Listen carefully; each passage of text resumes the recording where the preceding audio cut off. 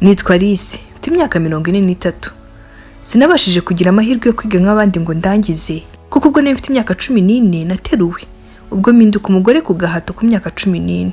Subiye inyuma gato ariko navukiye mu gihugu cya Uganda kubera amateka ngira ngo mwese murayazi byaranze igihugu cyacu.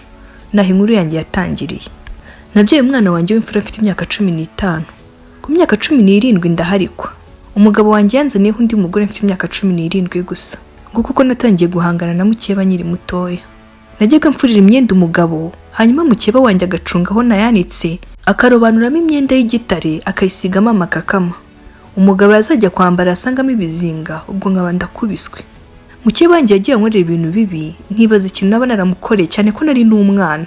Ariko ibyo byose yagira ngo menengana rusigaremo wenyine. Hari ubwo nigeze kujya gusura iwacu rero, nta kinyamugabo arankubita hafi kunyica. Yewe nazi ngo ndanazira iki. Nyuma nza kumenya ko mukeba wanjye yari yamuneranyijeho. Hari umushumba turagiriraga inka, mbese ngo dusa nkaho twagendeye rimwe, usibye ko nta nibyo nari nzi icyo gihe. Ko rero akundaga kunganiriza. Sinzi ikintu cyateye mukeba wanjye guhimba ikinyoma abwira umugabo wanjye ko ariwe twajyanye. Yewe ndetse ko nta naraye n'iwacu, naraye kuri uwo mushumba. Niko kuza rero nakirizwa inkoni. Mbese kubana na mukeba wanjye mu nzu imwe byambere ikigeragezo kinkomere cyane ku myaka yanjye mikeya. Mukeba wanjye yaje kujya iwabo, hari amasambu ngo bari bagurishije bagabanye. Nuko azanira umugabo wanjye amafaranga. Noneho ndagenda mbacishwa aha ku buryo bugaragara, sinongera kugira ijambo. Umugore abumwe gusaba mukeba wanjye kuko ari wari ufite amafaranga. Rimwe rero nigeze kujya gukingiza umwana, nje nsanga ibintu byanjye babitaye hanze. Mbaza nyamugore n'isi ibintu byanjye ko biri hano. Ati Fred yavuze ko atakigukeneye muri rino rugo. Ubwo Fred yavugaga yari umugabo wanjye. Nese yabuze kubinyibwirira, hanyuma tuma wowe. Hanyuma ngiye kwinjira mu nzu ati ni winjira ye. Uru rugo agomba gusigaramo umugore umwe, kandi ikigaragara ni njye. So fata ibintu byawe rero ku neza, ugende bitaraba bibi ugende iwanyu. Ubwo nabuze icyo gukora, nkurura agatebe kari aho hanze ndicara kugira ngo ndindire umugabo atahe.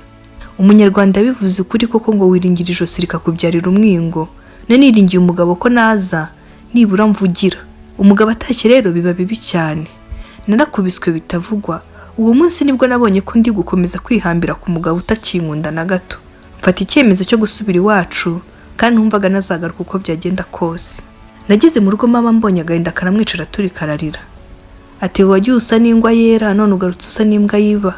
Gusa cyo kuzaramfasha, amfasha kurera umwana wanjye, aramwondora, yarameze nabi, yewe tuza no gutahuka. Ubwo nyamugabo namusize iyo ngiyo. Tugeze inaha natangiye kujya njya guca inshuro kugira ngo umwana wanjye abone ikimutunga. Nacuruzaga utuntu two kuzunguza bidafashije, gusa byaramfashaga kuko sinasabirizaga. Umunsi umwe rero narazindutse ngiye kurangura ikabuga, ndabyibuka nafashe amafaranga mu kibina, hari ukuntu twari twarishyize hamwe, hanyuma tugatanga 1000 cya buri munsi. Ukwezi kwashira tukayakusanya amafaranga tukayaha umuntu umwe. Nuko nanjye nari nabonye amafaranga. Ubwo najyaga kurangura rero bisi nari ndimo yaje gukora impanuka ikomeye. Amaguru yanjye yafashwe mu byuma, ndimo kuva cyane, narumvaga ariko gusa bitari cyane. Abandi bakajya baza bakabatabara ariko njye ntibambone. Kandi sinabashaka gutabaza ngo ijwi ryumvikane. Hari mu masaha ya mu gitondo, ariko mu by'ukuri nari namaze kwakira urupfu. Ikintu cyari kindi mu mutwe yari umuhungu wanjye nta kindi. Bibaho ngiye kumva numva umuntu aravuze ati yamaye inka. Uziko kiri mu ndi muntu. Mu mutima n'Imana ishimwe nanjye barambonye. Gusa natakaje amaraso menshi, meruka bari gutema imodoka ngo bankuremo, nongeye gukanguka ndi kwa muganga ngo maze iminsi 4 muri koma. Nuko babimbwiraga. Amaguru yanjye yaramanitse, ijosi naryo ryambaye ibindi, ukuboko nako nuko, mbese narirebye ndarira gusa. Ariko icyashimishije cyatumye nshimira Imana nuko nibura nari nyiri muzima abandi bari bapfuye. Niriwe aho ndi kureba ndi kubyakira, hanyuma izuba ritararenga ngiye kubona mbona umukobwa n'umuhungu barinjiye. Ngo bari mu muryango wasuraga abarwayi badafite abarwaza, bakabagemurira, bakabahumuriza, bakabaha ibikoresho by'ibanze n'ibindi. Twaraganiriye mbarebye mbabonamo ubupfura. Umuhungu yarambonye aramenya. Niwe wa wundi wambonye ajya kunabariza ngo baze nanjye bankuremo. Byari igitangaza kongera guhuriraho.